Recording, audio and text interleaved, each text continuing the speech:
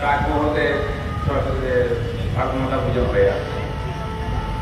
ভারতের স্বাধীনতা আমরা স্বাধীনতা জীবনে পাস করে নিয়েছি, কিন্তু স্বাধীনতার আগে যে দেশের যে অন্তিম বিভাজন হয়েছিল সেটা এখন মেটেনি। এবং দেশ বিভাজন 14 আগস্ট 47 হয়েছিল, 1948। কিন্তু তারপরেও দেশের মাটি আমাদের থেকে আলাদা হয়েছিল, যেটাকে এখন গোলাম কাশ্মীর পিওকে বলা হয়। ওটা ফেরত আনার চেষ্টা করছে। ভারতবর্ষের মানুষের মনের বল বেড়েছে যে হ্যাঁ, আমাদের দেশের খণ্ডি সমস্যা নিয়ে আসতে হবে। যারা কবজা করেছিল তারাও ভাবতে পারছে যে ওটা ফেরত দিতে হবে, এবং যে রাজনীতির নেতৃত্ব পার্টির ভুলে এটা হয়েছিল তারাও বুঝতে পেরেছে এটা ভুল হয়েছে। তো দেশের জনতার মধ্যে যে মানসিক জোর বাড়ে, দেশের মাটির প্রতি শ্রদ্ধা ভক্তি বাড়ে, তাহলে দেশের সীমা বড় হতে থাকে। যে সমস্ত সাম্রাজ্যবাদী শক্তি আমাদের দেশকে ভাগ করেছে, ঠিক সেরকম জার্মানি বা ভিয়েতনাম বা কোরিয়ার মতো দেশকেও ভাগ করেছে। কিন্তু জার্মান জাতিসত্তার যে দাম, তার ফলেতে পূর্ব পশ্চিম জার্মানি এক হয়েছে, এটা আমরা দেখেছি। এবার ভারতের সেই ইতিহাসকে পরিবর্তন করার দরকার আছে। বর্তমান আমাদের দেশের যে প্রজন্ম তারা বুঝতে পারছেন যে ভারতের স্বাধীনতার প্রাককালে বা পরবর্তীকালে যে রাজনৈতিক ভুল হয়েছে তা শুধরাবার দরকার আছে। আজ ভারতের ত্রুটিকে শুধরাবার শক্তি সঞ্চয় করে, সামরিক, আর্থিক, রাজনৈতিক তার প্রতিষ্ঠা বেড়েছে।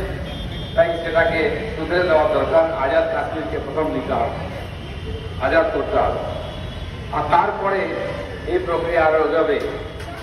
47-এর 14 আগস্ট রাত্রে যে পূর্ব পাকিস্তান পশ্চিম পাকিস্তান হয়েছিল, সেটাও হয়তো একসময় ভারতবর্ষের অবিভাজ্য অঙ্গ হয়ে যাবে।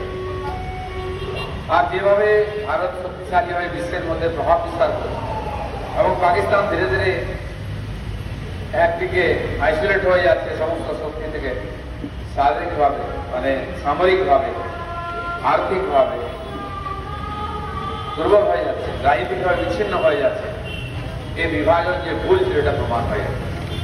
তাই ভারত মাতা পূজন মানে কেবল দেশভক্তি জাগানো নয়, দেশের যে সুরক্ষা, যে একতা, তাকে দৃঢ় করা। আমাদের পরবর্তী প্রজন্ম যাতে দেশপ্রেমী উদ্বুদ্ধ হয় এবং যে ঐতিহাসিক ভুলগুলো আমাদের পূর্বপুরুষরা করেছেন সেই ধরনের ভুল যাতে না হয়, ভারতের একখানা মাটিও যেন আলাদা না হয়, বা কোন শক্তি ভারতের দিকে এই ধরনের বিচ্ছিন্নতাবাদী দৃষ্টি নিয়ে তাকাতে না পারে, সেরকম সংগঠিত দেশপ্রেমিক সমাজ আমাদের তৈরি করতে হবে।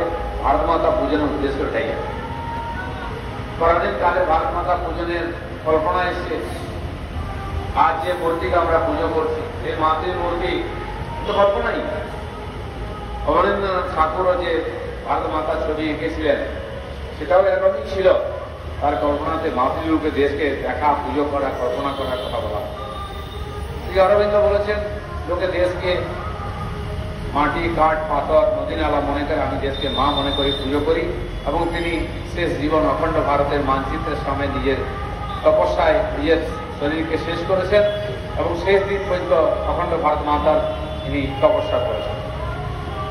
দুর্ভাগ্য, তার জন্মদিন 15 আগস্ট, তার আগের দিন দেশ ভাগ হয়েছিল।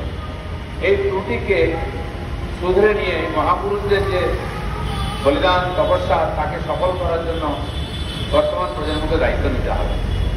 আজ দেশে সেরকম শক্তিশালী সরকার আছে যে সমস্ত মিটিয়ে দিতে পারে, যে সরকার দেশের সীমাকে সুরক্ষিত করেছে, দেশের জনতার জীবনকে দেশের মধ্যে সুরক্ষিত করেছে, এবং যারা এতদিন আমাদের ক্ষতি করার চেষ্টা করে গেছিল তাদেরকে যোগ্য জবাব দিয়ে আজকে বিশ্বের সামনে মাথা উঁচু করে দেশকে দাঁড় করিয়েছে।